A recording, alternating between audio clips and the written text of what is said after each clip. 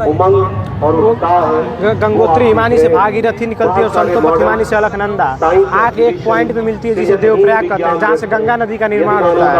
और उसके बाद उत्तराखंड में प्रवेश करती है तो उसकी सबसे पहली सहायक नदी है रामगंगा। उसके बाद आती है संगम इलाहाबाद प्रयागराज में, वहाँ यमुनोत्री हिमानी से सीधा यमुना नदी आती है। और सरस्वती का मतलब रास्ता बचा है, इस समय वो आ नहीं रही है तो इसलिए वहाँ पर दो ही नदी दिखाया जा रहा है, जबकि वो गंगा का सबसे लंबी सहायक नदी है। उसके बाद आती है गाजीपुर में। गाजीपुर में आपको आती है पीलीभीत से गोमती नदी लखनऊ होते हुए आके गाजीपुर में मिलती है।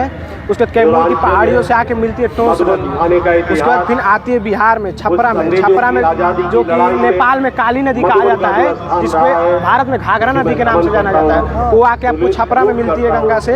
और करनाली नदी मिलती है आके छपरा में मिलती है। उसके बाद गंडक नदी आती है लुबिन की हिमालय से।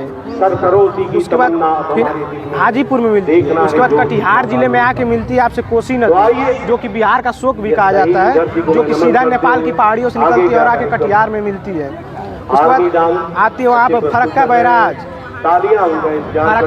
है, वहाँ से एक रास्ता कट जाता है बांग्लादेश की तरफ, एक रास्ता कट जाता है बंगाल की खाड़ी की, तो जिसे बांग्लादेश में गंगा को पद्मा के नाम से जाना जाता है। और बंगाल खाड़ी मतलब उसे हुगली नदी के नाम से जानते हैं, जो कि कलकत्ता के बगल, कलकत्ता उसी के साइड में ही बसा है।